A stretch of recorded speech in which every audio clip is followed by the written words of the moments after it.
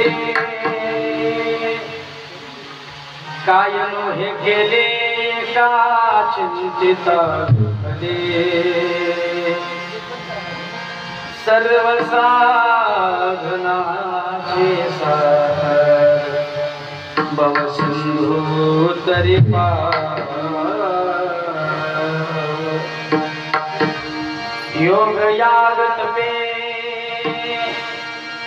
योग याग तपे केली तयाने अंबे सर्व साधनाचे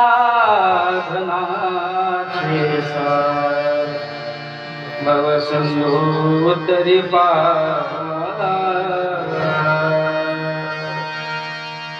तुका म्हणे जपा तुका म्हणे जपा मंत्र त्रिअक्षरी सोपा सर्व साधनाचे सार भव सिंधू उत्तरी पार विढाल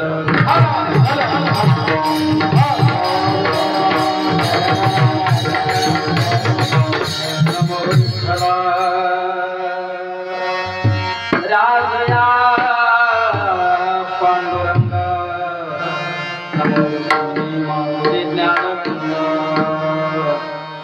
नमो पुंडलिका नमो चंद्रभागा नमस्कार माझा रुक्मिणी पांडुरंगा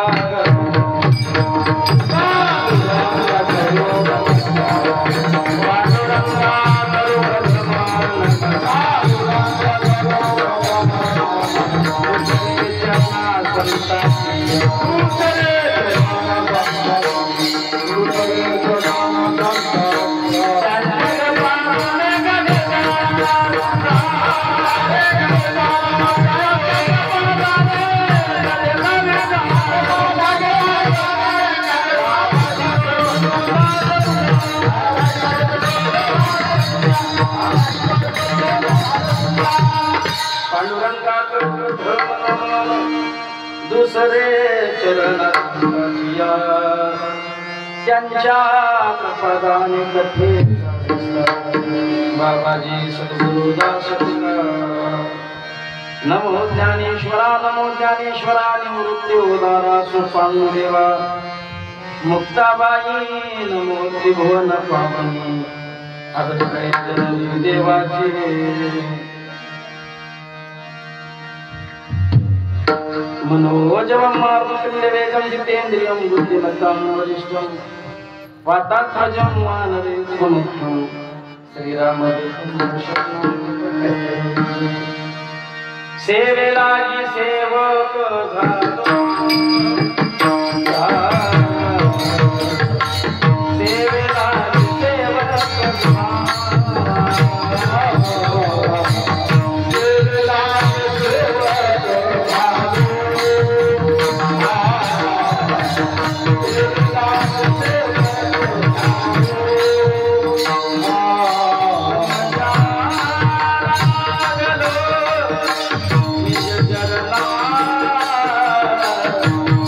Jala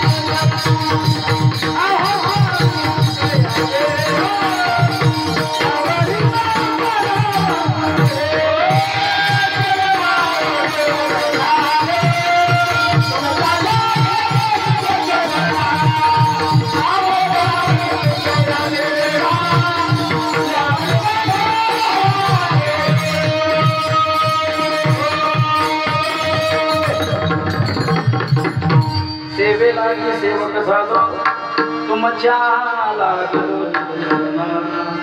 आहो स्वामी तुमया देवा यावरी न करावा दयाचे नियतवे शब्द सुश्रंगवे सारस्वत आगवे जीवेसी ते नमस्कार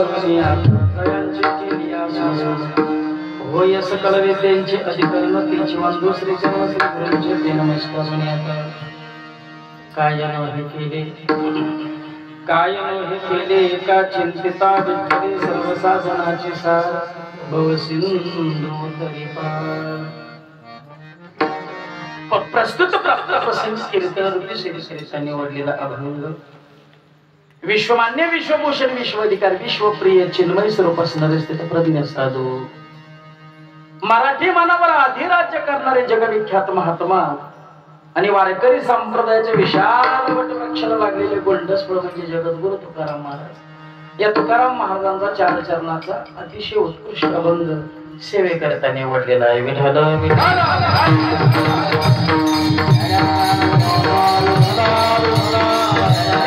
अभंगाच्या माध्यमातून जगद्गुरु तुकाराम महाराज विठ्ठलाच्या नामाचा महिमा तुमच्या समोर प्रतिपादन करतात अभंगाचा भावार्थ करण्यापूर्वी अल्पसा परिहार सालाबाद प्रमाणे याही वर्षी मोठ्या आनंदामध्ये उत्साहामध्ये सुरू असणारा अखंड हरिनाम सप्ताह ग्रंथराज श्री ज्ञानेश्वरी पारायण सोहळा आणि या सोहळ्यातील आजच्या दिवसाचं हे कीर्तनरूपी पुष्पमुकुलीची संधी माझं पामर असे दिली याबद्दल प्रथमतः मी समस्त ग्रामस्थ मंडळाचा आभार आहे ज्यांच्या नियोजनातून ज्यांच्या निमंत्रणातून इथे येण्याचं योगाला आपल्या गावचं परमार्थिक वैभव आदरणीय पूजनीय परमश्रद्धेय आमचे विठ्ठला पापांचा पण जाण्याच्या निमित्ताने इथे येण्याचा योग आला आणि त्यांच्यामुळे तुम्हा संत मायबापाच्या दर्शनाचा योग आला संगीत रत्न संगीत अलंकार गायनाचार्य आदरणीय पूजनीय परमश्रद्धेय म्हणजे दरगडे बाबांच्या दर्शनाचा योग आला संगीत रत्न संगीत अलंकार गायनाचार्य हरिभक्त प्रमचे दत्त महाराजांच्या दर्शनाचा योग आला मृदंग सम्राट मृदंग रत्न मृदंग अलंकार हरिभक्ती परायण आमचे जीवलग मित्र शुभम महाराज कदम महाराजांच्या दर्शनाचा योग आला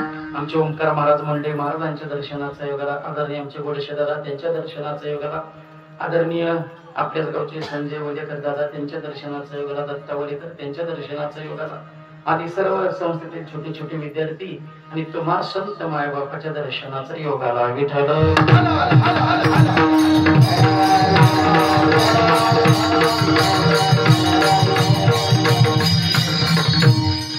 आजपासून सुरू असणारा हा नामयज्ञ सोहळा प्रेमयुक्त भक्ती सोहळा या ज्ञान यज्ञामध्ये या प्रेमयुक्त भक्ती सोहळ्यामध्ये आज मला येण्याचा योग आलेला आहे माझ्या अनुमतीनुसार या ज्ञान यज्ञामध्ये शब्दरूपी आहुती टाकण्याचा मी प्रयास करणार आहे खर तर देव समांतळ करेल गंधर्व सारखे गाणारे चंद्र सूर्यासारखे पक्वाचे परीक्षिती सारखे ऐकणारे सांगणारा शुकाचार्य नाही एवढीच कमतरता आहे विठ्ठल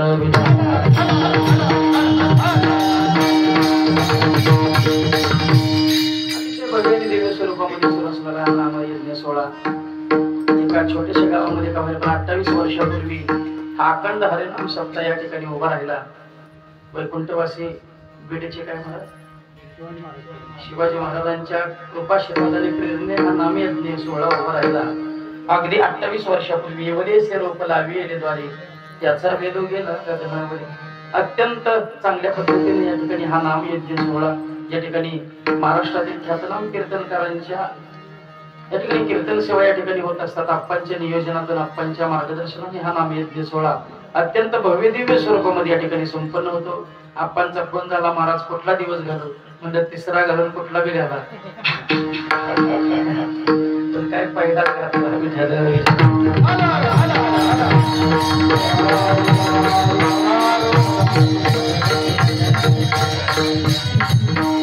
युगपरत्वे भक्तीची साधनं बदलत गेली मायबाप कुठल्या युगामध्ये कुठलं साधन केलं म्हणजे भगवान परमात्म्याची अचूक प्राप्ती होती हे साधू संतांनी ठरलं त्या काळामध्ये आयुष्याची मर्यादा तेवढी होती म्हणून त्या काळामध्ये ती साधनं लागू पडली 1 लाख वर्षाचं आयुष्य 10,000 वर्षाचं आयुष्य 1,000 वर्षाचं आयुष्य आयुष्याची मर्यादा जास्त होती म्हणून त्या काळामध्ये ती साधनं लागू पडली मग योग याग जप तप क्रिया ती साधनं लागू पडली पण सध्याच्या या कमीत कमी वर्षाच्या आयुष्यामध्ये सध्याच्या या कलियुगामध्ये फक्त आणि फक्त 100 वर्षाच्या आयुष्यामध्ये, त्यात सुद्धा अल्प आयुष्य मानव देह शत गणिले ते अर्ध राहणार.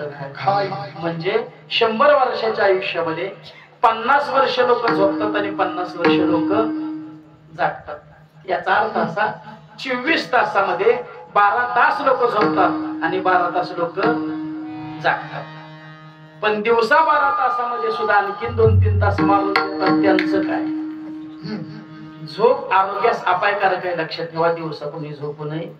दिवसाचे लोक झोपतात त्यांना कोलेस्ट्रॉल नावाची व्याधी होते, म्हणून दिवसा कोणी झोपू नये. कीर्तनकार सोडून मग त्यांना जागरण जास्त असतं. पोट वयात सुटलं तर बरं असतं. मला वयात आलं की सगळ्या गोष्टी बऱ्या वाटतात. वयात आलं की पुरुषांची पोट सुटतात आणि महिलांच्या जिभा सुटतात. पण अवेळी सुटलेली पोट आणि अवेळी सुटलेली जिभा आरोग्यास अपायकारक आहे, लक्षात ठेवा. दिवसा कोणी झोपू नये. किती झोपतात लोक, किती झोपेवर प्रेम आहे लोकांचं. कीर्तनात बसल्या बसल्या रामकृष्ण हरी सुरू झाले की लोक पेंगायला लागतात. प्रवास करताना एसटीत बसल्या बसल्या लोक झोपायला लागतात. पुढपर्यंत जोपर्यंत तोंड थोडंसं ठोकलं जात नाही तोपर्यंत ठोकलं पाहिजे. मग मुंबर मला येतो पुन्हा डोळ्याला डोळा लागत नाही. विठ्ठल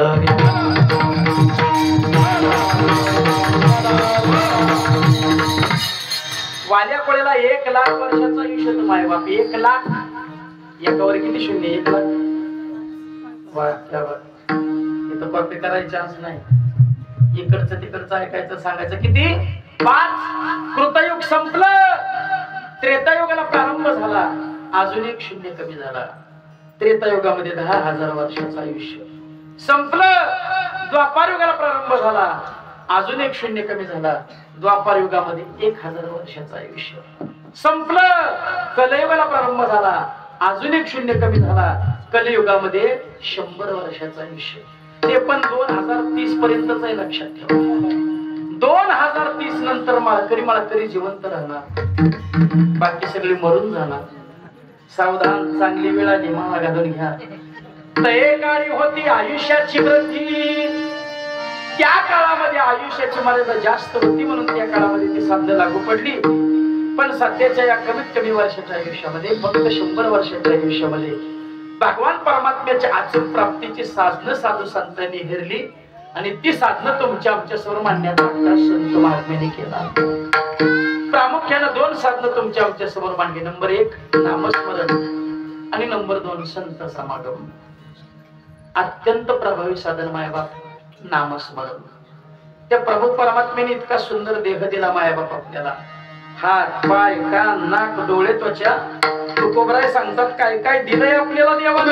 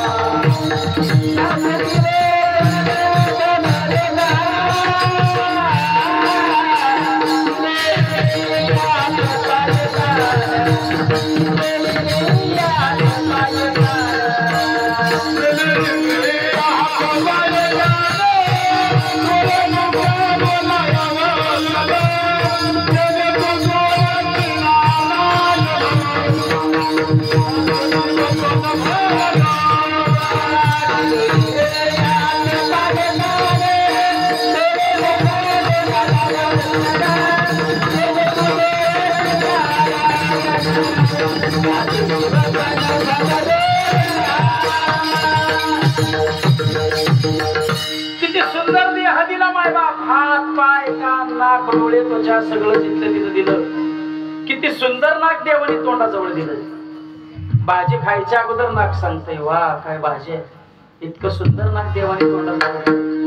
तेच नाक जर वरच्या बाजूला दिलं असतं तर लहान पोराने नाकाचं चाड केलं असतं. कोणी ज्वारी टाक, कोणी बाजरी टाक, कोणी गहू टाक. तेच नाक जर पाठीमागच्या बाजूला दिलं असतं तर 2-3 तास मोकाट गेले असते जेवायला. इतका सुंदर देह दिला. तरी सुद्धा लोक आम्हाला विचारतात, महाराज त्या देवाने आम्हाला काय दिलं? अरे काय दिलं? अरे इतका सुंदर देह दिला, त्याच्यामध्ये डोकं दिलं, त्याच्यामध्ये बुद्धी दिली, त्याच्यामध्ये विचार करण्याची प्रक्रिया दिली, डोळे दिले, त्याच्यामध्ये दृष्टी दिली, नाक दिलं, त्याच्यामध्ये श्वासाचं यंत्र दिलं, तोंड दिलं, जीभ दिली, दात दिले, हृदय दिलं, फुफ्फुस दिलं, हातोड दिलं, मोठं दिलं, जठराग्नी दिला, हात दिले, पाय दिले, नख दिले, अजून काय दिला पाहिजे राजा होतीला? अजून काय दिला पाहिजे? अरे आपल्या पायात बूट नाही याची चिंता करू नका, आपल्या पायात बूट नाही याची चिंता करू नका. जगामध्ये प्रभू परमात्म्याने कित्येक लोकांना पाय सुरवित याचा विचार करा, मग या देहाची किंमत कळेल. इतका सुंदर देह दिला, कशा करता दिला? देवे दिला देह भजना भजना भजना का भजना हो? भजना त्याचा वापर फक्त भजनालाच केला. बरं काय खावं हे सुद्धा आपल्याला कळत नाही. विंचू पाहिलाय का? विंचू पाहिलाय का? जवळ घेऊन पाहिलाय का? जवळ घेऊन कोणी पाहिला असेल त्यालाच माहिती विंचू काय, त्याच्या वेदना काय. एकदा का त्याला नांगी मारली दिवसभर काय सुचत नाही.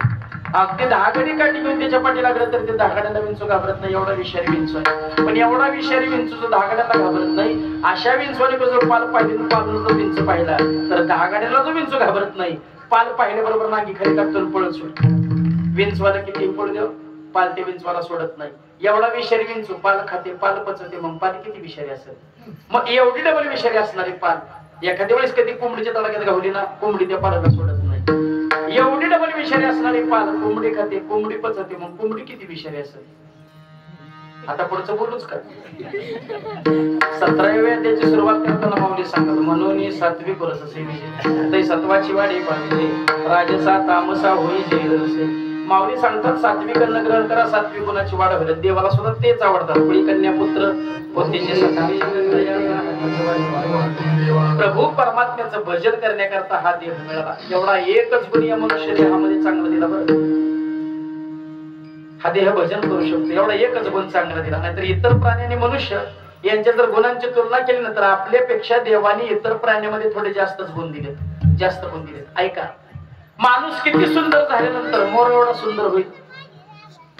माणूस किती मोठा, किती बलाढ्य झाल्यानंतर हत्ती एवढा मोठा, हत्ती एवढा बलाढ्य होईल. माणूस किती पराक्रमी झाल्यानंतर वाघ सिंहासारखा पराक्रमी होईल. माणूस किती गुणवान झाल्यानंतर राजहंस सारखा गुणवान होईल. अहो सगळं जग ज्या प्राण्याला नाव ठेवतं ते प्राण्याचं नाव आहे गाढव. ठेवतं ना गाढवाला सगळं जग नाव ठेवतं, पण त्या गाढवाला सुद्धा भगवान परमात्म्याने जन्मसिद्धी दिली. पाण्यात मिसळलेलं विष जगाच्या पाठीवर एकाच प्राण्याला कळतं, त्या प्राण्याचं नाव आहे गाढव. म्हणून पूर्वीचे राजे आपल्या घोडदळामध्ये गाढव पाळायचे. दुश्मनाने पिण्याच्या पाण्यामध्ये विषबाधा करून घातपात करू नये, पहिल्यांदा पाण्याची बाटली काढायची, गाढवासमोर ठेवायची. गाढव जर डोळं झाकून पाणी पिलं तर ते पाणी स्वच्छ, आणि हुंबून जर बाजूला गेलं तर ते पाणी विषयुक्त. म्हणजे गाढव सुद्धा विषयुक्त पाणी पित नाही. कळलं का? बघा ना, त्या सोडून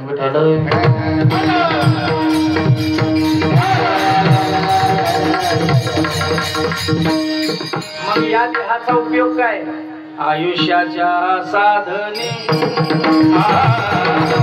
आयुष्याच्या साधने,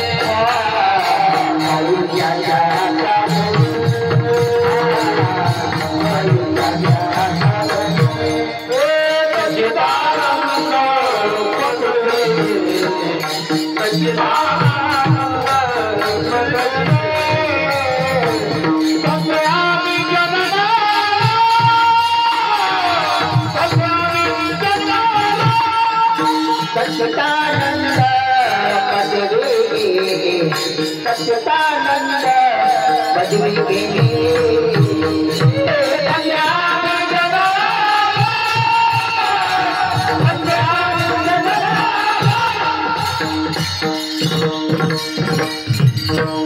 जीवनाची सार्थकता कशामध्ये? तुका म्हणे जन्म आल्याचे सार्थक विठ्ठलाची एक देखील. प्रभू परमात्म्याचं भजन करण्याकरता हा देह मिळाला.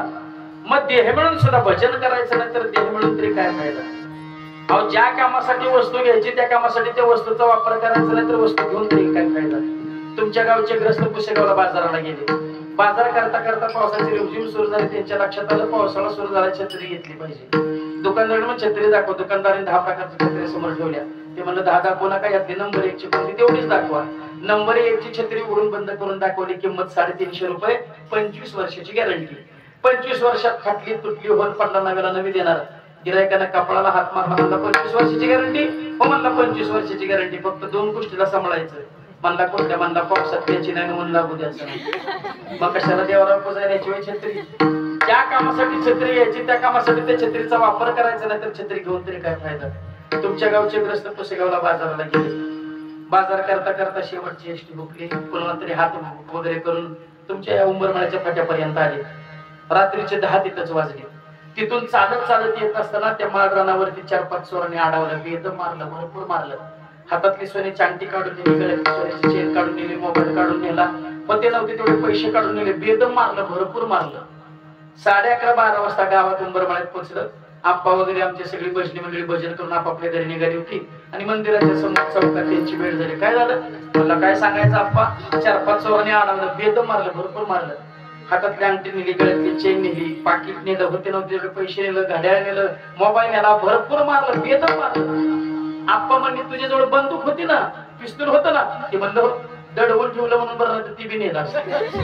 मग तुला पिस्तूल कशाला दिवाळीसाठी किती वाजवायला दिलं होतं?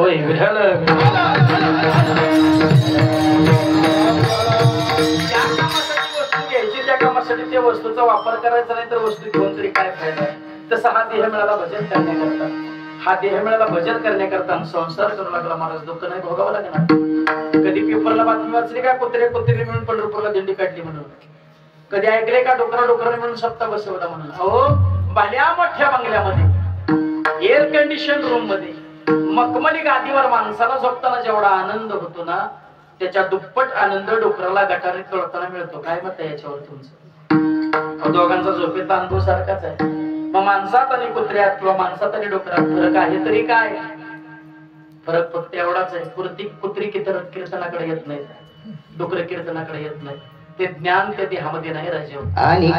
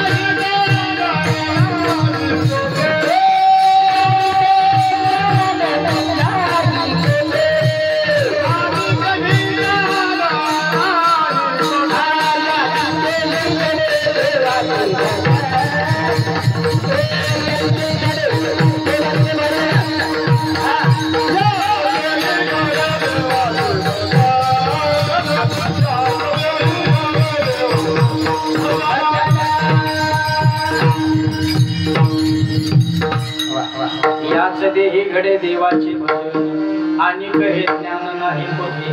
इतर देहामध्ये ते ज्ञान नाही राजो. ते ज्ञान फक्त याच देहामध्ये असल्यामुळं स्वर्गीचे अमर इच्छिताचे देवा मृत्यूलोकी भावाचे मामा वैकुंठी तो ऐसे नाही कवळ काही किंवा हा सुख सोहळा. तुम्हाला सांगू, स्वर्गातले जे देव आहेत ते शिजणारे देव आहेत. शिजणारे देव, शिजणारे देव म्हणजे साखर कारखान्यावर कसे शिजणारी कामगार असतात. 6 महिने काम 6 महिने ब्रेक, 6 महिने काम 6 महिने ब्रेक. तसं स्वर्गातले जे देव आहेत ना ते शिजणारे देव आहेत. जोपर्यंत भजनाचं पुण्य शिल्लक आहे ना तोपर्यंतच ते वरती राहतात. एकदा का भजनाचं पुण्य संपलं ना की पुण्य संपलेल्या देवतांना वरच्या देवतांना आता मारून जा मृत्यू लोकांमध्ये जा, भजन कर, नामस्मरण कर, पुण्य मिळव, पुण्य साठव, पुण्य कमव आणि मग वरती ये. पैसा संपलेल्या पुरुषाला जशी वेश्याघरातून लाथा मारून बाहेर काढते ना तसं पुण्य संपलेल्या देवतांना वरच्या देवतांना लाथा मारून खाली ढकलून देतात. जीव ओवाळून टाकावे शेवटी सांगेल तुम्हाला. जैसा विष भोगी कवळावेचे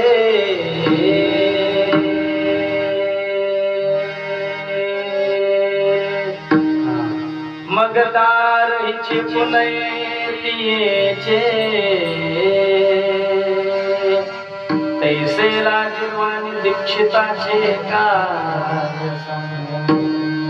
मग या पुण्याची पार्वती सरी येऊ लागती माघारे मृत्यू लोक इथं यावं लागतं देवाला सुद्धा पुण्य मिळवण्याकरता या मृत्यू लोकांमध्ये येऊन भजनच करावं लागतं जोपर्यंत भजनाचं पुण्य शिल्लक आहे तोपर्यंतच देवाची मजा आहे एकदा का भजनाचं पुण्य संपलं देवाचाही कार्यक्रम अवघड आहे आपल्यात सुद्धा अशा देवता आहे आपल्यात सुद्धा अशा देवता आहे त्या देवतेचं नाव नवरदेव नवरदेवाचं किती पुण्य असतं लग्ना दिवशी त्याला काय पॅन्ट घालायला येत नाही बाई तरी त्याला पॅन्ट घालायला एक पोरग त्याला शर्ट घालायला दुसरं पोरग त्याला टाय बांधायला चौथं पोरग त्याला फेटा बांधायला पाचवं पोरग एक बाई त्याचं तोंड धुवायला एक बाई त्याला मेकअप करायला एक बाई मळवट भरायला एक बाई मंडवळी बांधायला एक बाई कपडे सांभाळायला एक बाई कपड्यातलं पाकिट चुरून घरी घेऊन जायला काही थाट असतोय लग्ना दिवशी जर ते पाणी घ्यायला उठलं तर घरातल्या बाया माणसं म्हणतात ते आज तू काम नाही करायचं आज तू देव आहेस काम नाही करायचं आयत पाडून देतात बाया माणसं आयत किती दिवस जोपर्यंत सत्यनारायण होत नाही तोपर्यंत एकदा का सत्यनारायण झाला की आयत पाडून देणाऱ्या बाया सुद्धा म्हणतात उठून की कपारट मोडलं काय तुझं विठ्ठल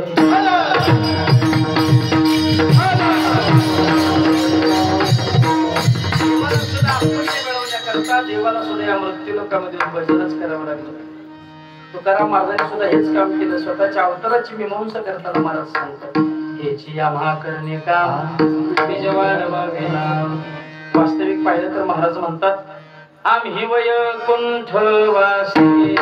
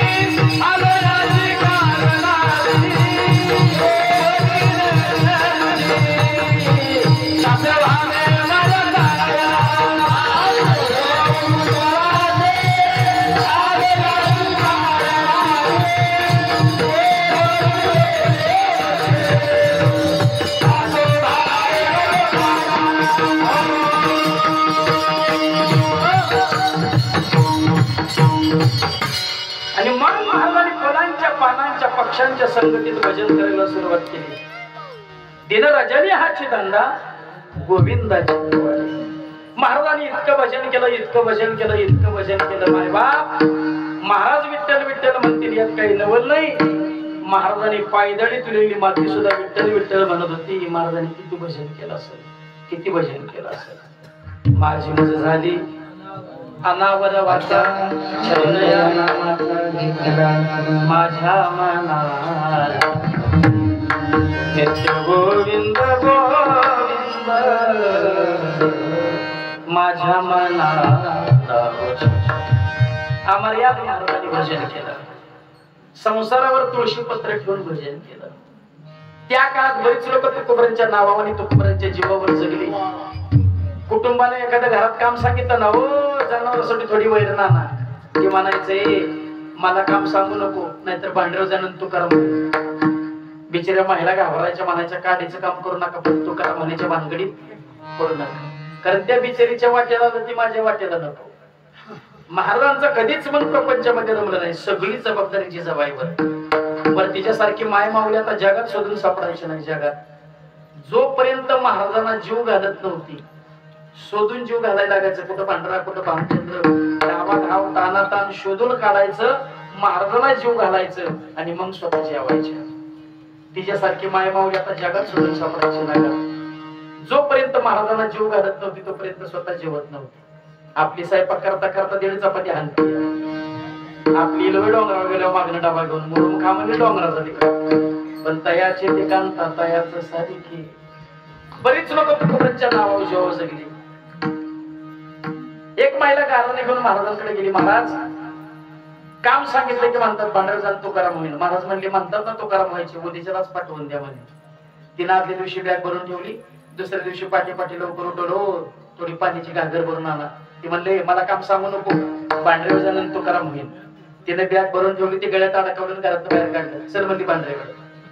जोपर्यंत तुकाराम महाराज होत नाही तोपर्यंत घरी यायचं नाही. ते म्हणलं बघ भांढऱ्यावर आहे, कुठं राहायचे तिकडे राहायचं, तुकाराम महाराज आल्याशिवाय घरातच घेणार नाही.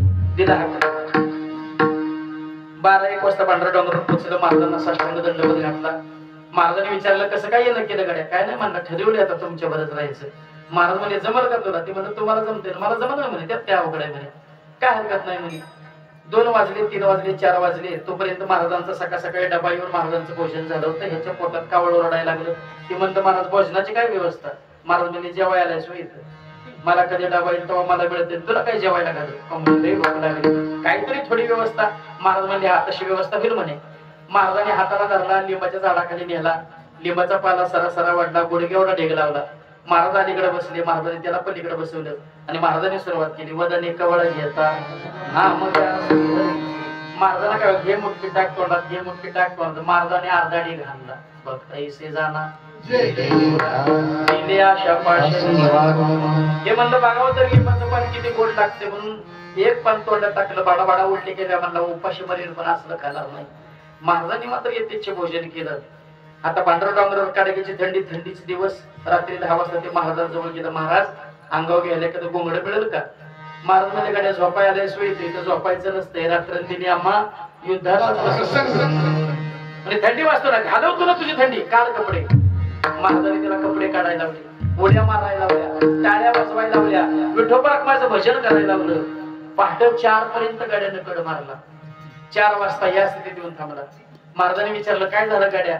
म्हणलं थंडीना कडा झाला, हाताला हातच मिळाला. महाराज म्हणले घालव तुझी थंडी. असल्या पाटे पाटे हाताला धरला, नदीला आंघोळीला नेला. महाराजांना काय हो, कपडे काढली की स्नानाला सुरुवात. ते वरतच दिसती देही, ते देही ना माझ्या ठाई, आणि मी तयांच्या हृदयी विरक्त असे.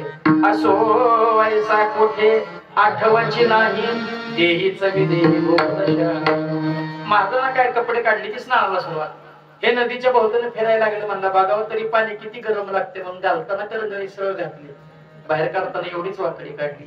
म्हणला करंगळीची जर ही अवस्था तर या देहाचं कसं व्हायचं? या नदीच्या भोवताने फिरायला लागलं. महाराज स्नान करून आले आणि महाराजांनी मागणी दिलं ढकलून. जाताना सरळ गेलं, पर भारी येताना एवढंच वाकत आलं. कपड्याची वळकटी बगडत धरली, तिथनं जी पळत सुटली त्यानं घरच गाठलं. हे दार उघड. म्हणली कोण आहे? हे म्हणलं एखादी सती विसरलीस का काय? म्हणे मी आहे, दार उघड. ती म्हणली घरात घेणार नाही. जोपर्यंत तुकाराम महाराज होत नाही तोपर्यंत घरी यायचं नाही. ते म्हणलं असं करू नको, ते येड्या गावाळ्याचे, मला घरात घे. ती म्हणली घेणार नाही. तुकाराम महाराज होत नाही तोपर्यंत घरी यायचं नाही. ते म्हणलं असं करू नको, मला घरात घे. उद्यापासून दोघांचा स्वयंपाक मीच करतो, उद्यापासून दोघांचं धन मीच धुतो, पण मला घरात घे. हा महाराजांचा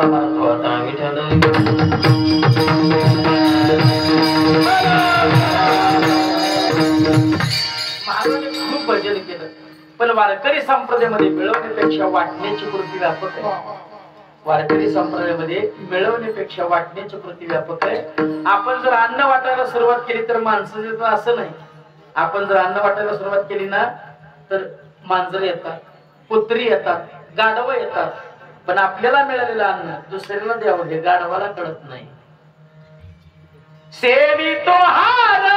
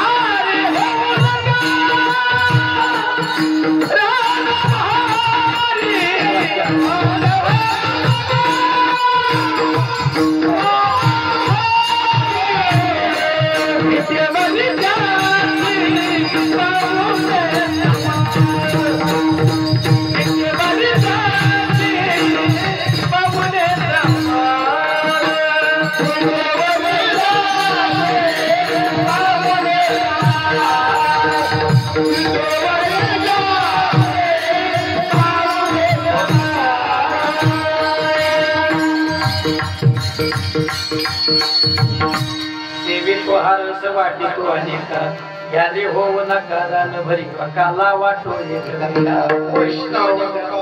मिळवण्यापेक्षा वाटण्याची कृती व्यापक आहे. म्हणून मी परमार्थ करते पण माझ्या बरोबर तुम्ही लोकांनी परमार्थ करावा याकरता तुकाराम महाराजांचे प्रयत्न सुरू झाले. या समाजाला वटणीवर आणण्याकरता, हा समाज परमार्थाकडे लावण्याकरता, या समाजाच्या मुखातून नामचिंतन करण्याकरता तुकाराम महाराजांनी तुम्हाला उपदेश करायला सुरुवात केली. बोलावा विठ्ठल, पाहावा विठ्ठल, करावा विठ्ठल जीवभाव, हाकारोनी सांगे तुका नाम घेता राहू नका. विठ्ठलाचं नामचिंतन करा तरी सुद्धा लोक परमार्थाकडे वळली नाहीत. मग महाराजांनी दुसरा पर्याय शोधून काढला. तुकाराम महाराजांनी तुमच्या आमच्या दरवाज्यात देव आणला. देव घ्या कोणी, देव घ्या कोणी, ऐता आला घरी. तरी सुद्धा लोक म्हणली महाराज देव न लगे, देव न लगे. तुकोबरा म्हणले फुकाट तुमच्या दरवाज्यात आणलाय, देव घ्या. लोक म्हणली महाराज तुमचे एवढं शांतपण जर आमच्या जीवनात असतं तर लोक आमच्या सुद्धा पाया पडले असते. विठ्ठल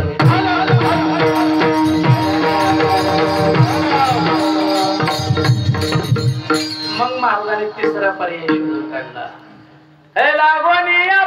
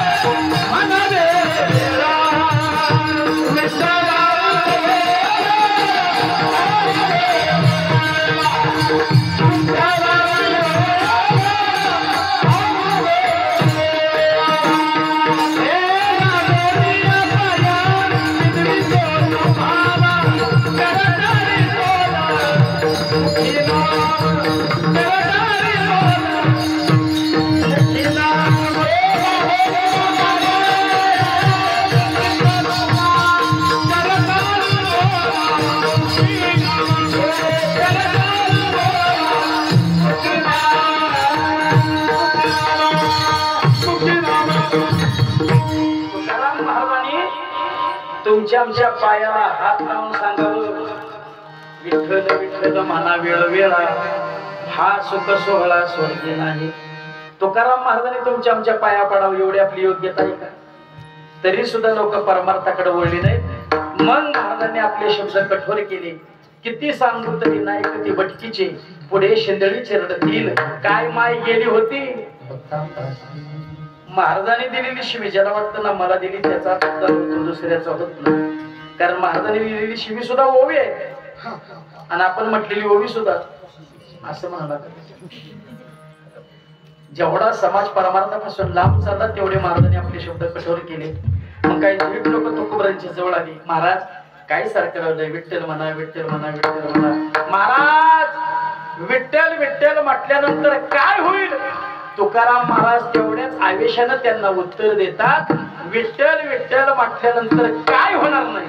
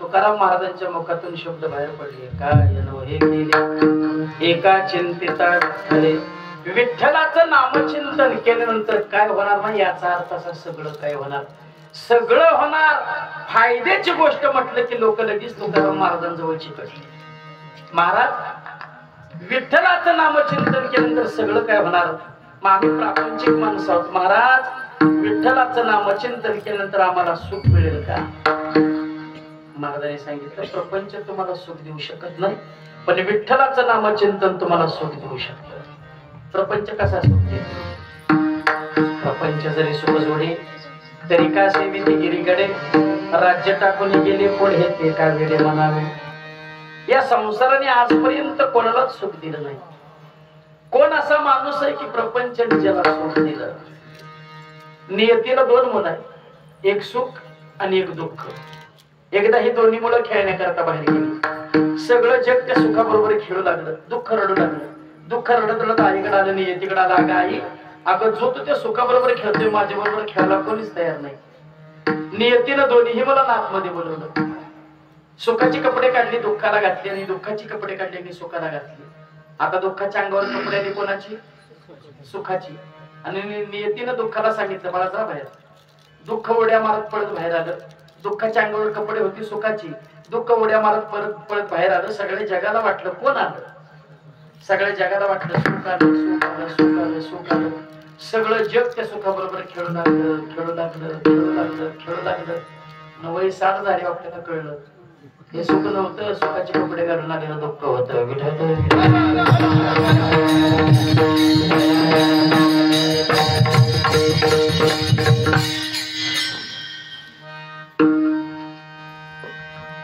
मग असं वाटतं केलं नसतं तर बरं झालं असतं.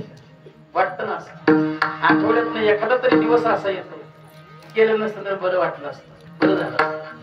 काय काय भाग्यवानाला रोज म्हणावं लागतं केलं नसतं तर बरं झालं असतं.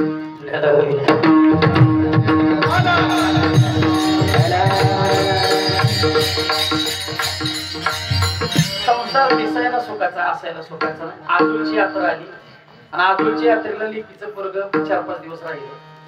आता तेवढे 4-5 दिवस आजीचं सर्वात जास्त प्रेम कोणावर, लेकाच्या पोरावर का लेकीच्या पोरावर? आजीला इकडून तिकडून यायचं, लेकीच्या पोराला माणसं घे रुपया जा काहीतरी खायला, घे रुपया जा काहीतरी खायला. लेकाच्या पोराला दम देऊन सांगायचं सकाळी रुपया दिला, आता पैसे मागितले तर फटके खाणार. पण लेकीच्या पोराला इकडून तिकडून यायचं, पैसे द्यायचे, मामाने पैसे द्यायचे, आजोबांनी पैसे द्यायचे. पोराकडे 400 रुपये साठले. 400 रुपये घेऊन पोरगं बाजारात गेलं, 400 रुपयाचं काय घ्यावं काय घ्यावं काय घ्यावं. पोरांनी 400 रुपयाचा हिरवागार 5 फुटाचा साप विकत घेतला प्लॅस्टिकचा. साप पिशवीत घातला, पोरगं घरी पळत आलं. दरवाजात मामी तांदूळ नीट करत बसले. त्या मामीला आवाज दिला, मामी आजी कुठं? म्हातारीला आजीला त्या मामीला वाटलं पोरगं काहीतरी पिशवीत घेऊन आले, म्हातारीचं लाडाचं पोरगं काहीतरी म्हातारीला खायला घेऊन आले. एवढं जा बसले आजी मागच्या दाराला जप करत. आजीच्या हातात मला आजीचा जप चाललाय, रामकृष्ण हरी रामकृष्ण हरी रामकृष्ण. पोरगं धावत धावत आलं, प्लॅस्टिकचा साप 5 फुटाचा बाहेर काढला आणि आजीला आवाज दिला, आजे. आजीला आवाज देण्यास आणि 5 फुटाचा हिरवागार साप आजीच्या अंगावर टाकून देण्यास.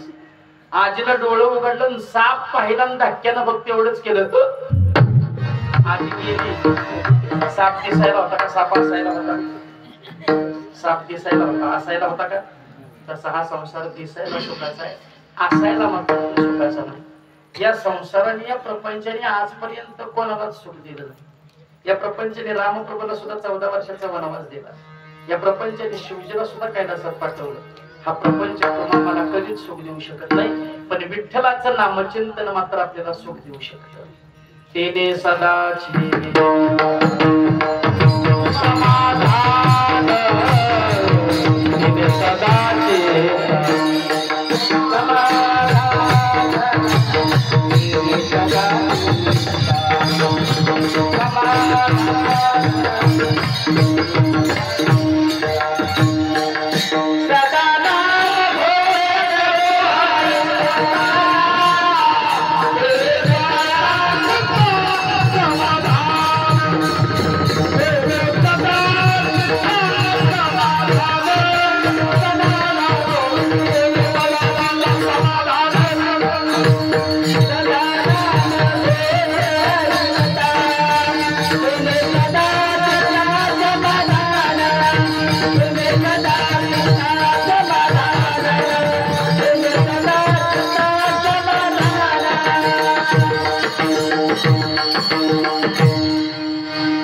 सदा नाम घोष हरो हरि हरो हरे कथा, तिने सदा चित्ता समाधान. किती सुख सर्व सुखल्यालो सर्व आनंदे निर्भय.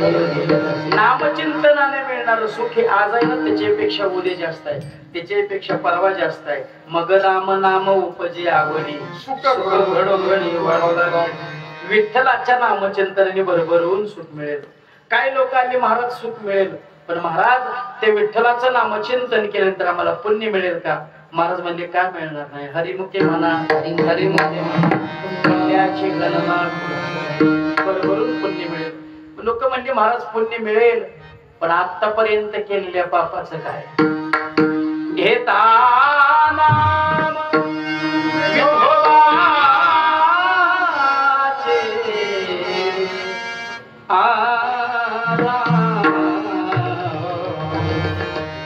पर्वत जळती पापा, नाम चांगले चांगले माझे कंठे राहू भले. कपी पुळ उद्धरिले मुक्त केले नाम संकीर्तन साधन पैसोपे, जळतील पापे जन्मांत. माझ्या कोळी रद्दीतलं रद्दी गिरायक होतं, मायबाप रद्दीतलं रद्दी गिरायक. केवळ अर्ध क्षणाची संतांची संगती घडली, राम नामाचा मंत्र दिला, परिणाम कोलियाची कीर्ती केली रामायण रामायण केवळ अर्धक्षणाची सुंदरती याकरता संत समागम करा. या संतांनी जगताला वारंवार उपदेश करताना सांगितलं, संत समागमे दारावी आवडी करावी तातडी परमाची. संत समागम खजूर ऊपर चढ़े तो चाके अमृत रस नीचे गिरे तो चकनाचूर. ज्यांना ज्यांना मिळाला त्यांना त्यांना विचारा माया बाप. काही धीट लोक तो खोबऱ्यांच्या जवळ आली, महाराज मनुष्याचे सर्वात मोठे दोन शत्रू, त्या दोन शत्रू पासून आमची त्या विठ्ठलाच्या नामचिंतन सुटका होईल का? का होणार नाही? मनुष्याचे सर्वात मोठे दोन कोण शत्रू आहेत? भगवान सांगतात, कामयेश क्रोधयेश रजोगुणा समुद्भवा महाशलो महापापमा विद्येन मिह वैरिणम. हे ज्ञान निधीचे भुजंग विषय दरीचे वाग भजन मार्गीचे मांग मारक. या काम क्रोध आणि भाल्या कामाला लावलो. पहिली धडक मारली, कोणाला मारली? धडक मारली शंकरा, केला ब्रह्मयाचा मातेला. इंद्रचंद्र सिद्धराला दाविला जेने येणका मदान मदान केवळ पंचामृत येणका मदान मदान केवळ पंचामृत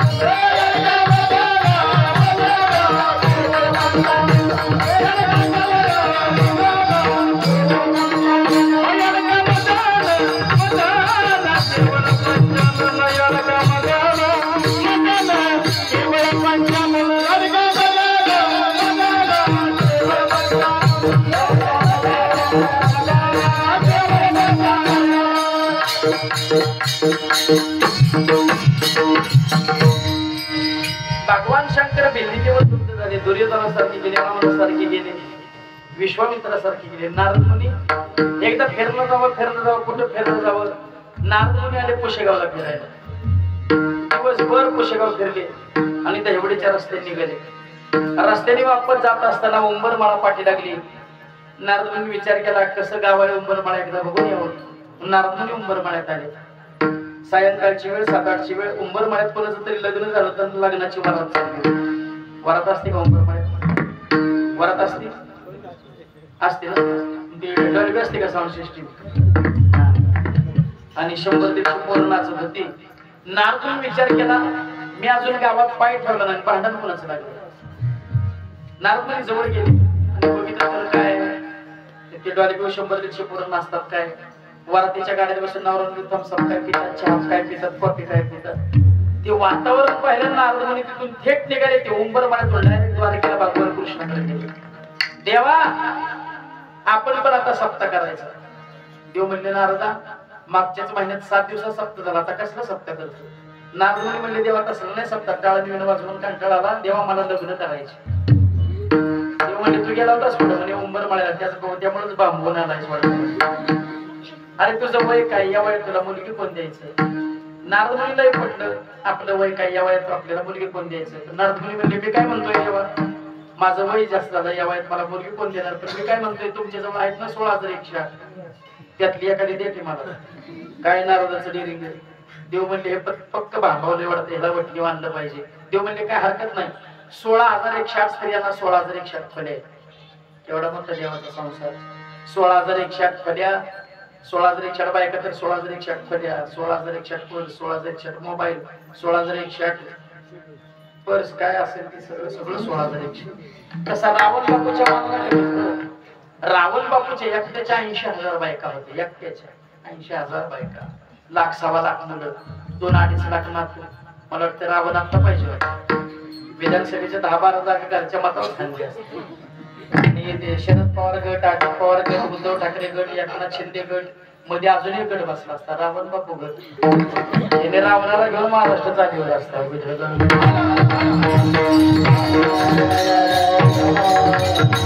देवाने सांगितलं 16,108 स्त्रियांना 16,108 फले.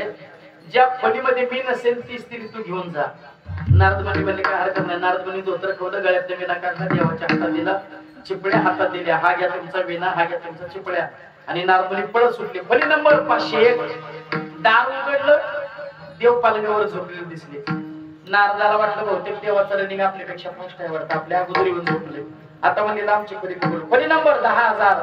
दार उघडलं तर देव आंघोळीला बसले होते.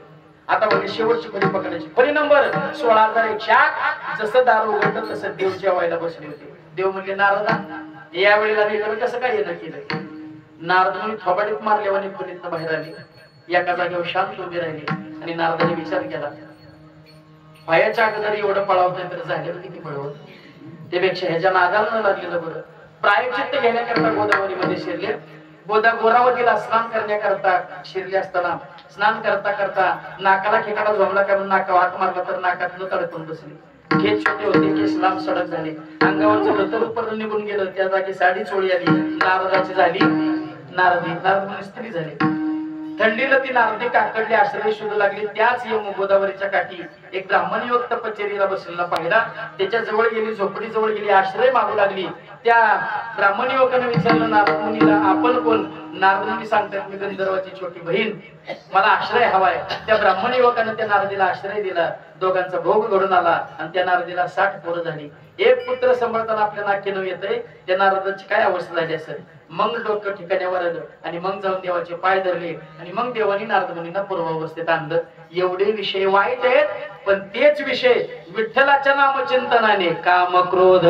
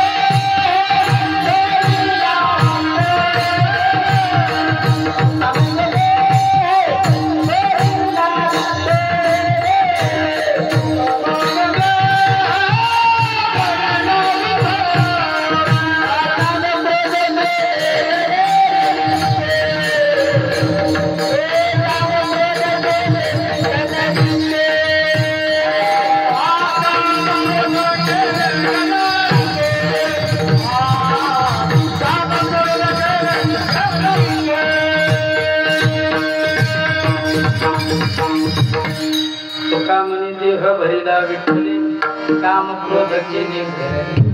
काही लोक आले म्हणजे महाराज ते विठ्ठलाच्या नामचिंतनाने आम्हाला मोक्ष मिळेल का. काय मिळणार नाही. मुख्य नाम हरी हरी हरी मंत्र हा शिवाचा मनती जीवाचा.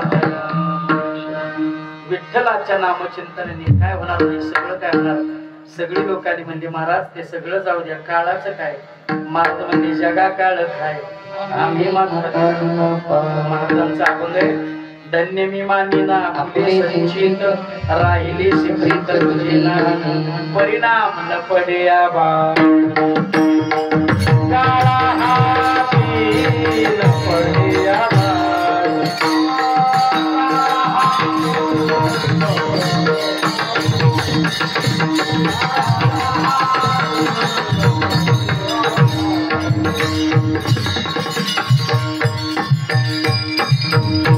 धन्य झालो आता याशी संदेह नाही न पडे या बाई काळाची. एवढं विठ्ठलाच्या नामचिंतनाने घडतं.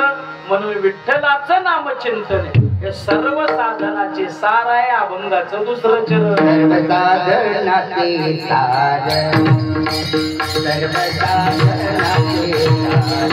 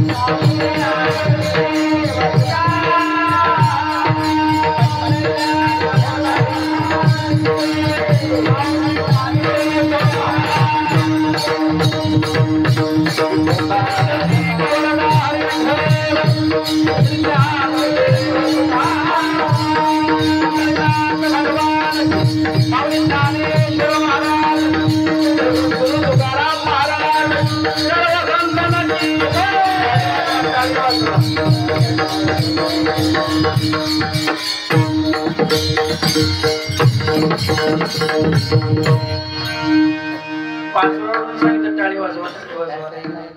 काय जणांनी टाळी वाजवायला सुरुवात केली मध्येच बंद केली. काय जाणे तर धक्का सुद्धा लागून घेतला नाही. ती म्हणत असतात तर किती बी करवटवट आम्ही निबरगट ती निबरगट. एवढी लोक निबरगट झाली तेवढी लोक निबरगट झाले. पुशेगावच्या बाजारात एक आजीबाई पिरू खायला बसली. एक पोरगा आला आजीच्या नजर चुकलं पिरू चला खिशात घालताना चुरून चुरून घेऊन निघालं. आजीने ओळखलं पोरगा पिरू चुरून चुरून घेऊन निघालाय. आजीबाई बरं बाजारात त्या पोराच्या पाठी गेली. बरं बाजारात त्याचं छताड धरलं पायती चप्पल काढली इतका मारला इतका मारला इतका मारला चप्पलीचे 2 तुकडे झाले. मग त्याला सोडला. आमचे आप्पा तिथे होते. आप्पा म्हणली गाड्या 5 रुपयाचा पेरू 5 रुपयाच्या पेरावासाठी एवढ्या समाजात इज्जत घालवायची काय गरज होती का? ते म्हणलं आपली काय इज्जत गेली म्हणलं तिची चप्पल तुटली म्हणलं. इतके कधी बगड झाले. कीर्तनात नेहमी टाळी वाजवत चला. सर्वांनी दोन्ही हात वर करा. गोड भजन करून 5 मिनिटात सेवा संपू.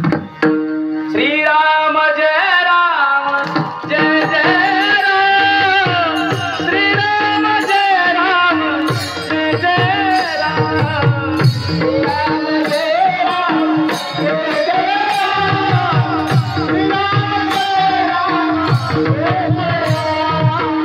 श्रीराम जय राम जय जय राम. श्रीराम जय राम जय जय राम. श्रीराम जय राम जय जय राम.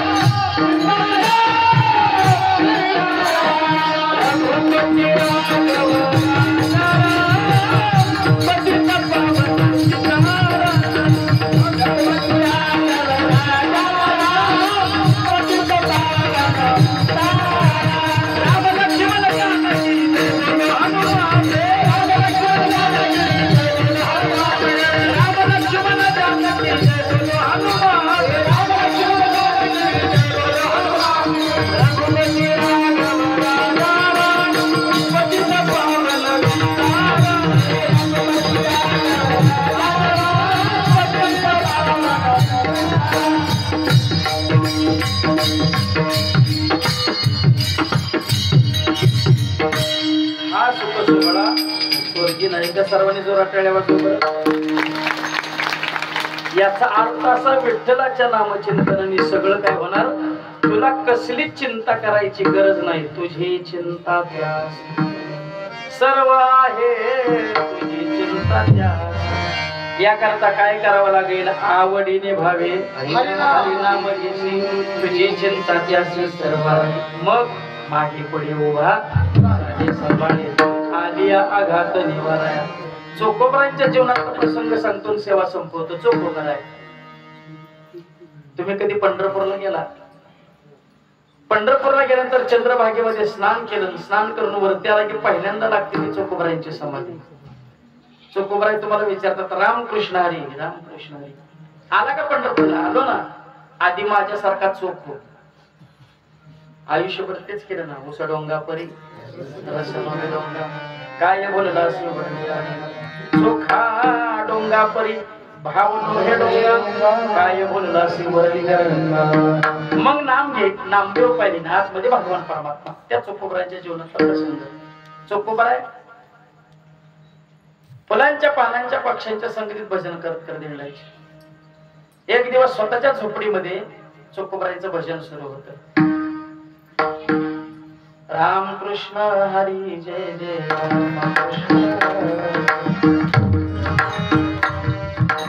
चोखोबारांचं भजन सुरू असताना महाराजांची समाधी लागली. डोकदली नादी लागली समाधी. समाधी अवस्था प्राप्त झाली. चोखोबारांच्या पत्नीचं नाव होतं सोयराबाई. 9 दिवसावर तिचं बाळंतपण आलं होतं. धावत धावत आली. हो काय सारखं भजन करत बसता? 9 दिवसावर माझं बाळंतपण आलं. तुम्ही कुठेही बाहेर भजन करत फिरत असता, कोणीतरी माझ्या सोबतीला आणून ठेवा, आर्थिक जुळवणी करा, साहित्याची जुळवजुळव करा, का सारखंच भजन करत बसताय? बस करा ते भजन. चोखोबारांना राग आला. येणं माझं भजन थांबवलं. चोखोबारा झोपडीतनं बाहेर पडली आणि रागामध्ये प्रभू परमात्म्याचं नामचिंतन करत करत करत करत बुलढाणा जिल्ह्यामध्ये मेहुणपुरेला आपल्या बहिणीच्या गावाला निघून गेले. न पुस्ताची गेला बहिणीची या गावात. आनंद केशवा आयुर्वेद रामकृष्ण गीते गा. रामकृष्ण गीते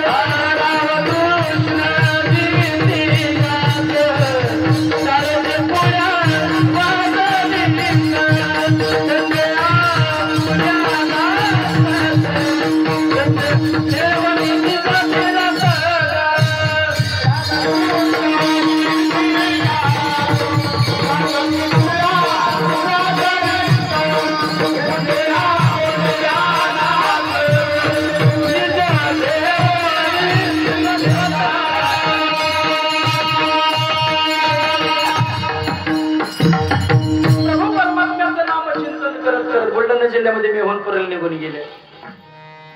इकडे चोखोबारांची पत्नी भोजना करता चोखोबाराई घरी आली नाही. व्याकुळ झाली. माझं चुकलं. मीच प्रपंचाची कटकट माझ्या धान्याला सांगितली आणि प्रपंचाच्या कटकटीला वैतागून धनी घर सोडून निघून गेला. संपूर्ण गाव पालता घातला. चोखोबाराई कुठं सापडले नाहीत. सायंकाळी झोपडीत आली. दोन्ही गुडघ्याच्या मध्ये मुंडकं घालून डसडस रडत बसली. माझं चुकलं. मीच प्रपंचाची कटकट माझ्या धनीला सांगितली आणि प्रपंचाच्या कटकटीला वैतागून माझा धनी घर सोडून निघून गेला. आबाळाकडे तोंड केलं. ए केशवा, ए विठ्ठला, उभ्या आयुष्यात कधी प्रपंचाची कटकट माझ्या धनीला सांगणार नाही. एवढा या गरिबींचा गुन्हा माफ करा. माझा पती परत घरी आणा. 9 दिवस रडण्यामध्ये निघून गेले. बाळंतव्यथा सुरू झाल्या. अंगावर फाटकं लुगडं होतं.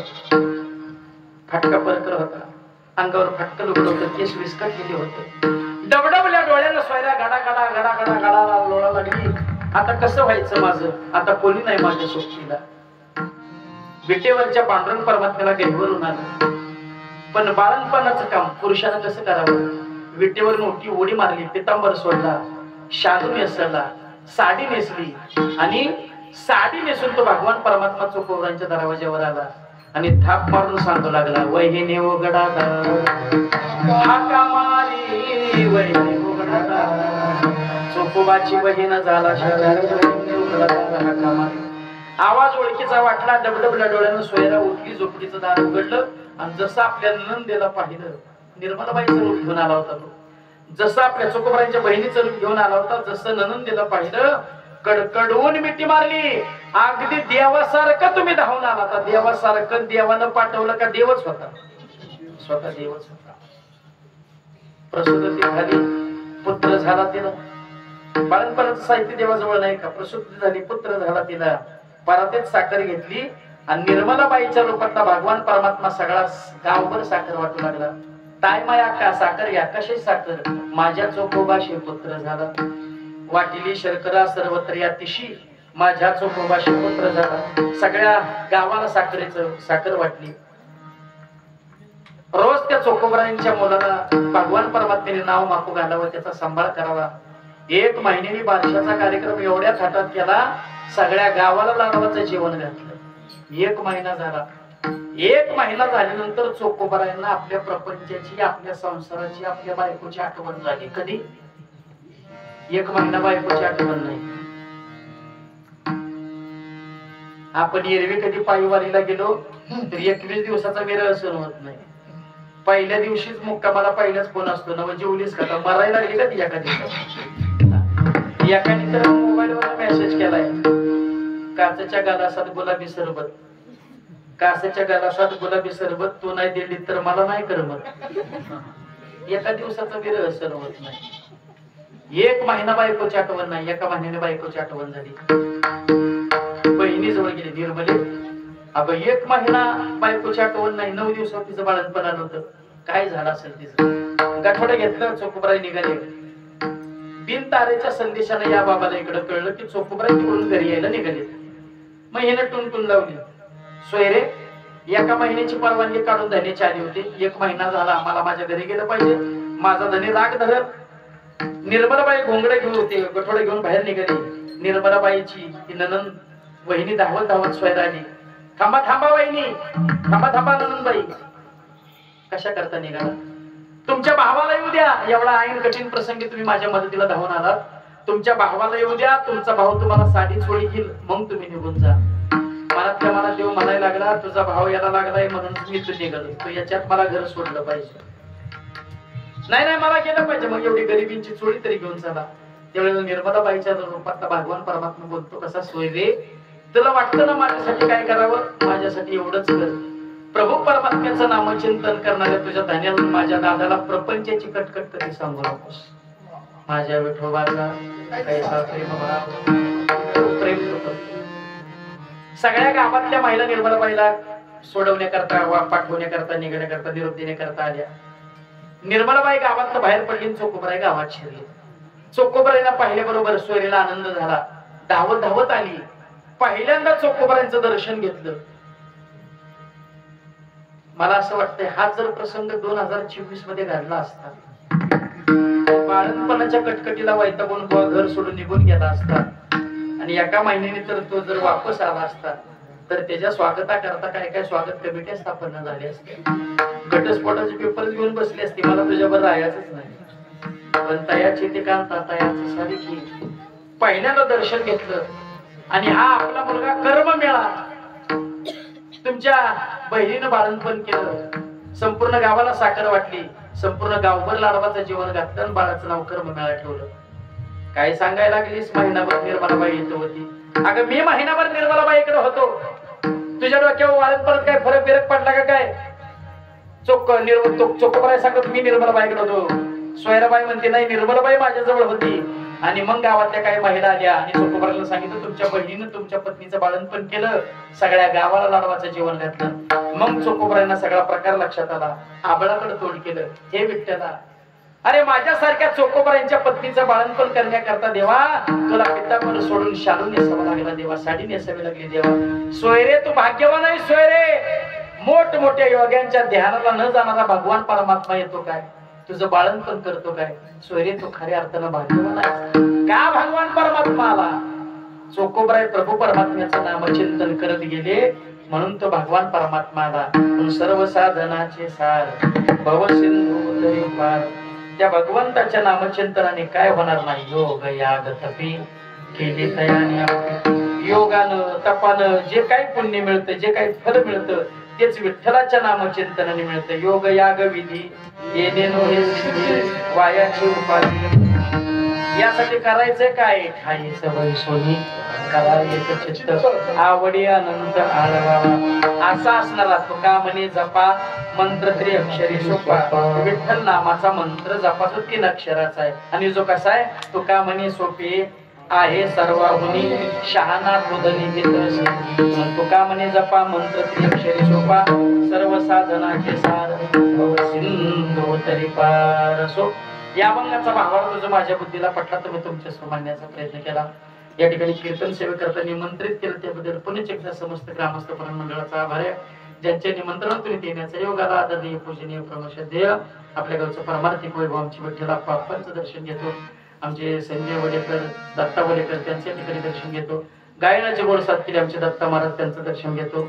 आदरणीय पूजनीय प्रमोशध्येय आमचे दायगुडे बाबा त्यांच्या ठिकाणी दर्शन घेतो. आदरणीय महाराज आहेत त्यांचं दर्शन घेतो. आदरणीय आपले बाबा आहेत त्यांचं दर्शन घेतो. मृदंगाची गोड साथ केली मृदंग सम्राट मृदंग रत्न मृदंग अलंकार आमचे शुभम महाराज कदम त्यांच्या ठिकाणी दर्शन घेतो. आमचे ओंकार महाराज मंदिर आमचे गोडेशेदार त्यांच्या ठिकाणी दर्शन घेतो. विनेकरी चौकदार त्यांचं दर्शन घेतो. स्पीकर ज्योती व्यवसाय त्यांचं दर्शन घेतो. संस्थेचे सर्व छोटे छोटे विद्यार्थी त्यांच्या ठिकाणी दर्शन घेतो. ज्यांच्याकडे भोजनाची व्यवस्था आहे ना आहे ना लय अवघड झाले. 3 कीर्तन केल्यात बिनाच्या चांगली व्यवस्था करायला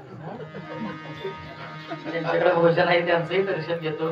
आणि तुम्हाला चुकवत नाही तुम्ही नसता तर 2 तास सेवा पण मुळे केली असती तुमचंही दर्शन घेतो. अगदी पाठीमाग गप्पा मारीत का होईना 2 तास कडे मारलाय त्यांचंही दर्शन घेतो. आणि साष्टांग दंडवत ज्यांनी हातून नाही कीर्तन ऐकलं त्यांना ज्ञानदेव तुकाराम ज्ञानदेव तुकाराम ज्ञानदेव तुकाराम ज्ञानदेव तुकाराम ज्ञानदेव तुकाराम ज्ञानदेव तुकाराम ज्ञानदेव तुकाराम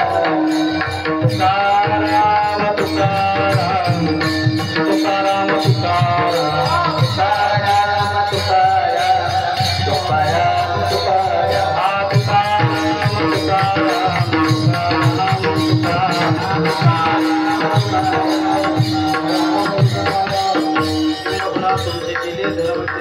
सिद्धी नेले ते तर माझे विठ्ठल जय जय विठ्ठल.